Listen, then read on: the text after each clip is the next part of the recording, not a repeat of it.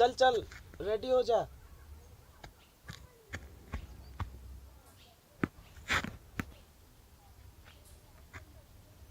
ये ले।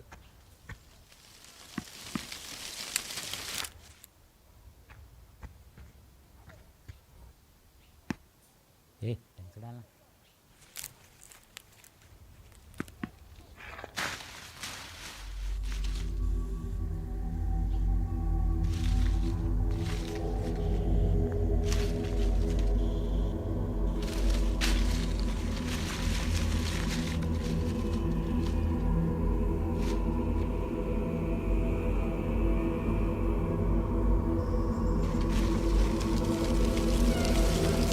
मना किया था ना तुझे यहाँ आने के लिए। चल यहाँ से चल।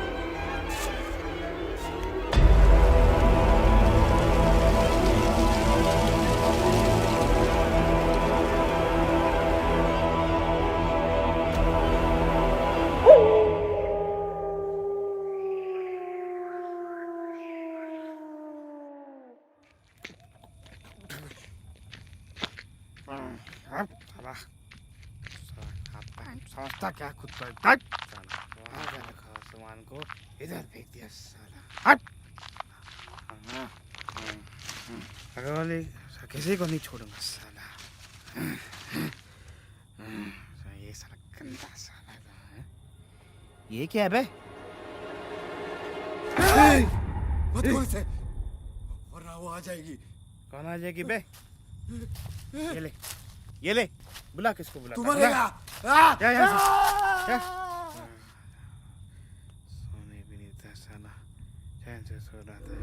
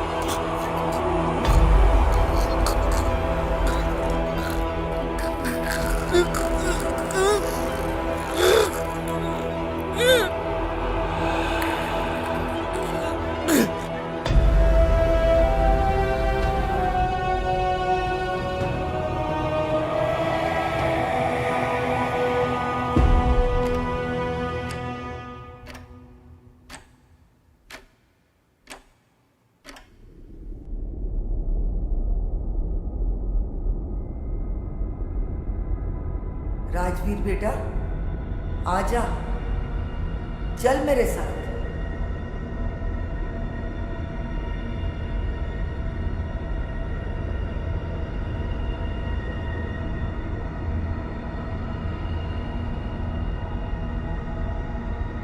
राजवीर रुक जा बेटा।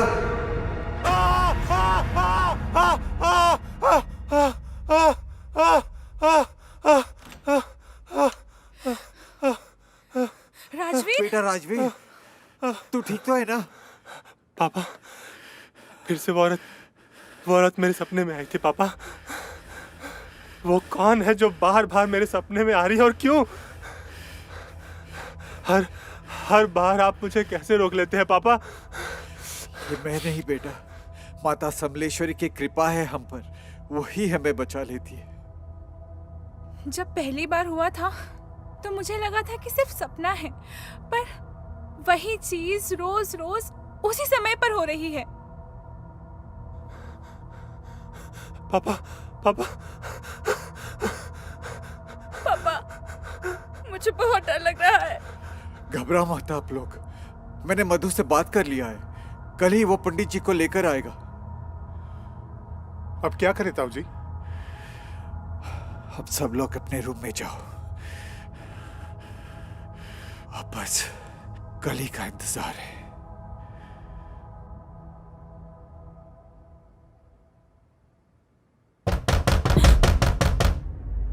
सुनैना दीदी, सुनैना दीदी। शकुंतला,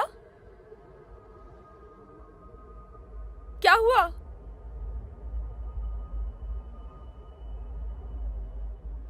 दीदी मैं यहाँ हूँ। शकुंतला, तू कहाँ है?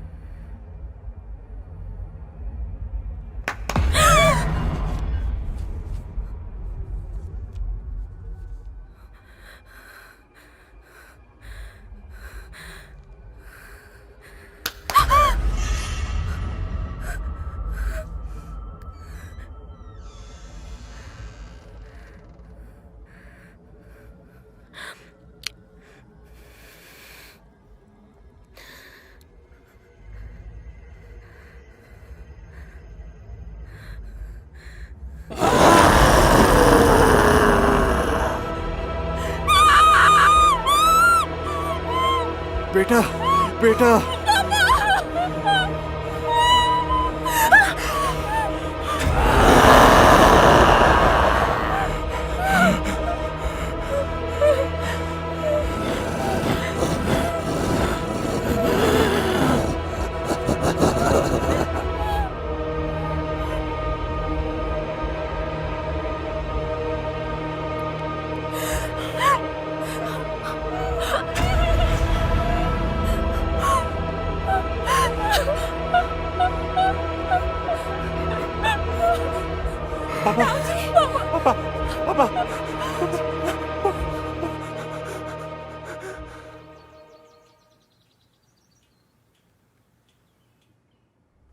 भोला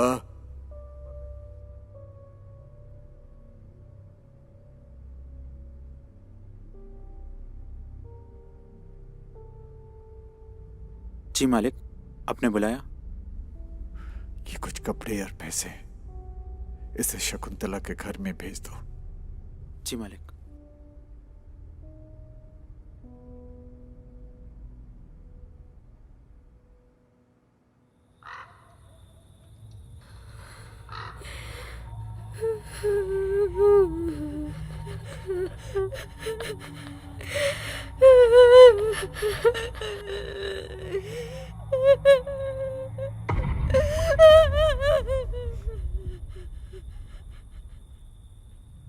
भोला, भोला, जी मालिक। तूने ममता को देखा है क्या? हाँ मालिक, मेरे बुलाने से पहले ही मालकिन बात चली गई।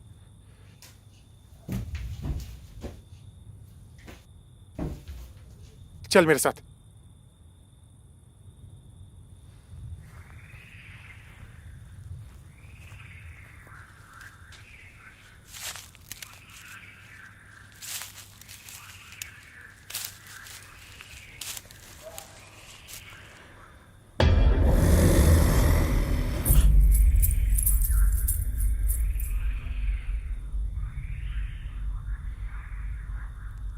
तू इधर जा, मैं उस तरफ देखता हूँ। जा।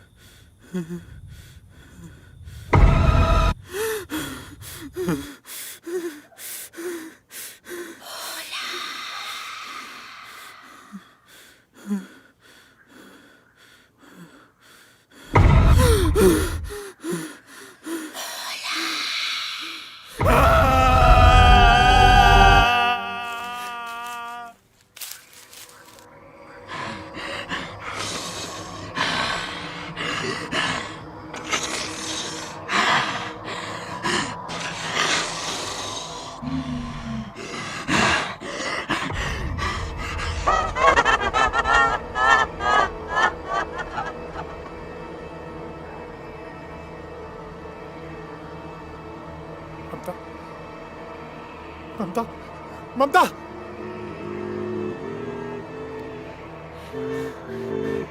ममता, ममता, तुम यहाँ पे क्या कर रही हो? ममता, ममता,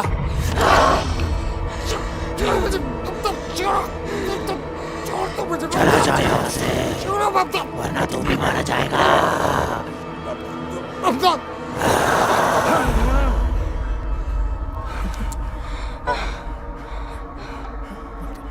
ताऊजी, ताऊजी, बेटा तू ममता को लेकर घर चले जाओ।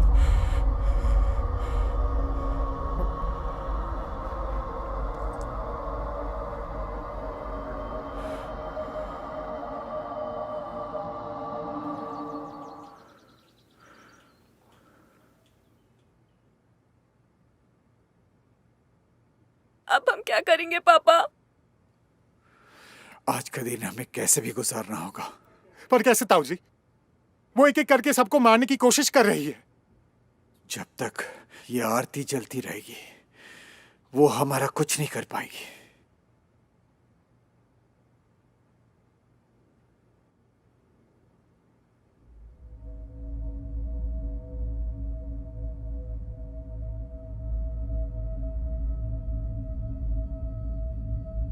आइए पंडित जी। मामा जी। नमस्ते पंडित जी। प्रणाम पंडित जी।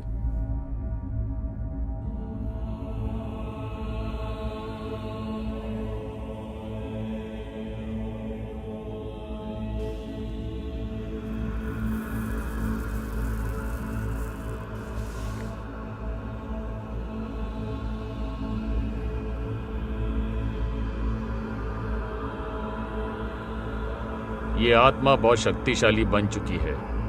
हमें पहले इसके बारे में जानना होगा। शंकर,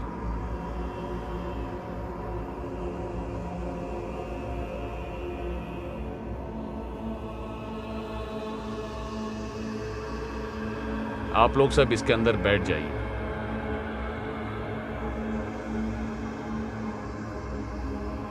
क्या उस आत्मा के बारे में आप जानते हैं? नहीं पंडित जी। मैं भी कुछ नहीं जानता हूँ पंडित जी। जमींदार जी, क्या हुआ? कल रात जब मैंने ममता को हल्दी लगाते हुए देखा तो वो याद आई। वो भी ऐसे ही हल्दी लगाती थी। कौन थी वो? आज से 25 साल पहले की बात है। सन 1990। जमींदारी का भार संभालते हुए कुछ ही दिन हुए थे। सब कुछ ठीक चल रहा था। तभी मेरी पत्नी पार्वती चल बसी, मुझे और मेरे बेटे राजवीर को छोड़कर। मेरे लिए राजवीर की देखभाल करना बहुत मुश्किल हो रहा था। उधर मेरा बड़ा बेटा त्रिलोक हाथ से निकल रहा था। शराब और जुए ने उसे अपने बस में कर लिया था।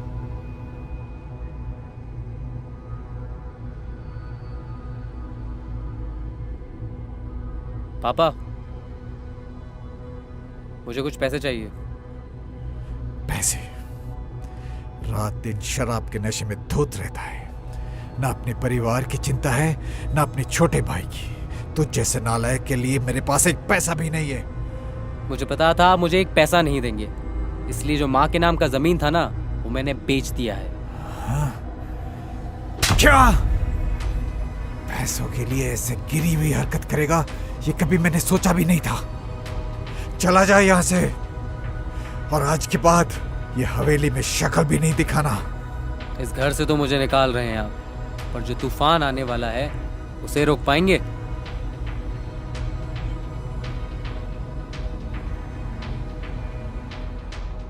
फिर मैंने राजवीर के देखभाल के लिए एक काम वाली औरत को रखा, जिसका नाम था मुनिया। मुनिया अपने पति के साथ हमारे पास वाले गांव में रहती थी। मुनिया का कोई बेटा नहीं था, पर वो राजवीर को अपने बेटे जैसे रखती थी।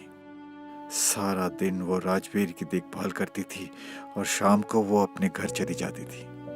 धीरे धीरे वो गांव के हर एक बच्चे को संभालने लगी। जब भी किसी बच्चे की तबीयत ठीक नहीं रहती, लोग मुनिया को अपने घर बुला लेते। फिर मुनिया उन बच्चों का ख्याल रखती थी। बच्चों के प्रति उसके लगाव को देखकर लोग उसे अम्मा कहने लगे और उसका नाम पड़ा मुनी अम्मा। जैसे जैसे वक्त बीतता गया, हमारे गांव में दुखों का प्रकोप फैलने लगा। गांव के बच्चे चोरी होने लगे।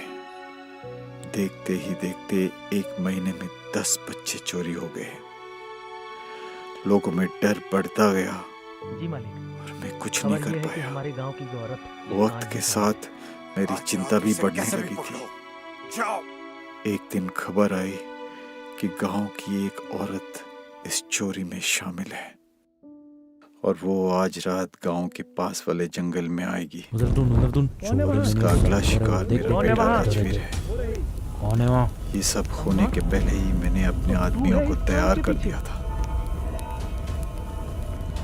मालिक, मालिक, मैंने तुझे अपने घर में जगा दिया था। तूने ही मेरे बेटे को चोरी करने की साजिश कर रही थी। नहीं, ये क्या कर रहे हैं आप लोग? मेरी बात सुनो, मेरी बात सुनो। आप लोगों को कुछ गलतफहमी हुई है। सुनो, मैं भला राजवीर को कैसे चुरा सकती हूँ? शरीर छोड़ के जा रही हूँ, इस गांव को नहीं। याद रखना, आऊंगी एक दिन लौटकर, राजवीर को अपने साथ लेकर जाऊंगी। इसे बरगद के पेड़ के ऊपर लटका दो। बाद में पता चला कि उस कांड के पीछे मेरे बड़े बेटे त्रिलोक का हाथ था। पैसे के लालच में आकर उसने इतना बड़ा षड्यंत्र रचा के अम्मा को फंसाया था ताकि गांव वालों का ध्यान उस पर ना जाए।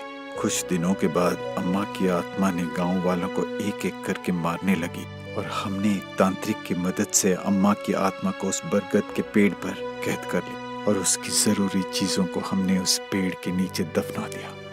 अम्मा की यादों के साथ उसकी ममता भी दफन हो गई। जब भी कोई इंसान के मरने के बाद अगर उस इंसान का श्राद्ध न हुआ हो तो उस इंसान की आत्मा भटकती रहती है। हमें अम्मा की मुक्ति के लिए श्राद्ध करना होगा।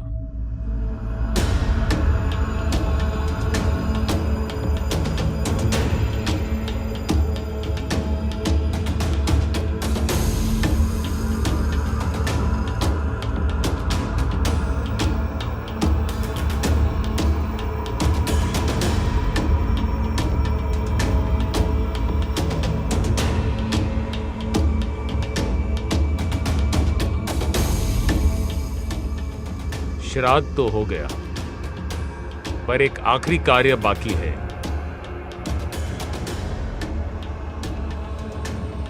ये क्या है पंडित जी? हमें उस बरगद के पेड़ के नीचे से एक ऐसे वस्तु को ढूंढना है जिसमें अम्मा की शक्ति हो और उस वस्तु और इस यंत्र को मिलाकर अग्नि को समर्पित करना है।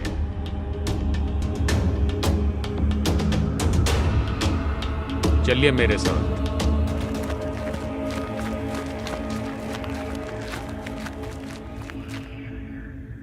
जब तक हम बरगद के पेड़ तक पहुंच नहीं जाते तब तक कोई पीछे मुड़कर नहीं देखेगा।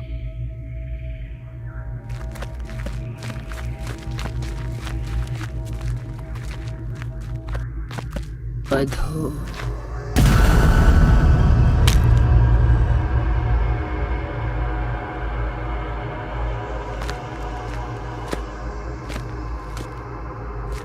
सुनिए जी,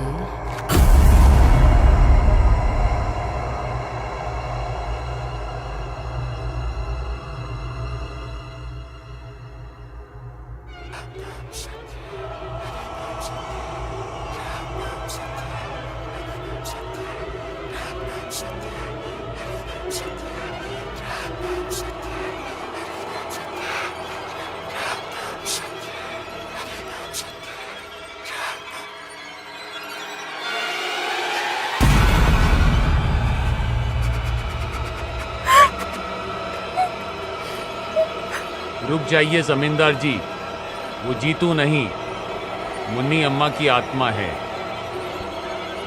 पापा, मधु भैया कहाँ है? मधुसराय देख ले।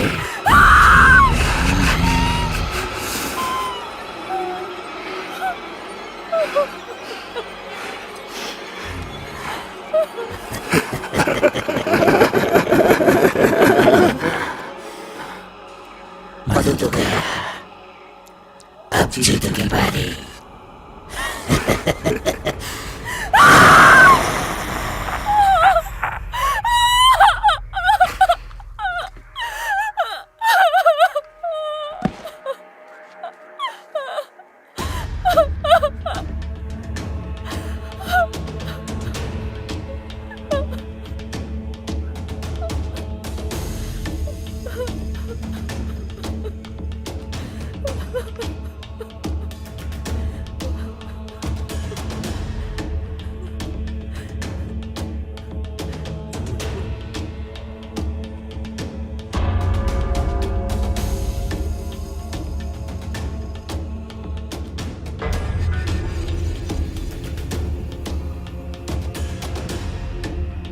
शंकर, वो वस्तु तुम्हें यहीं मिलेगी।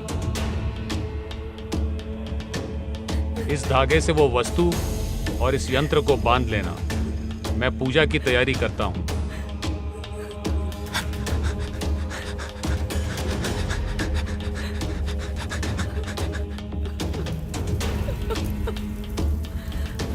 राजवीर, इस शुद्ध जल से इस जगह को पवित्र करो।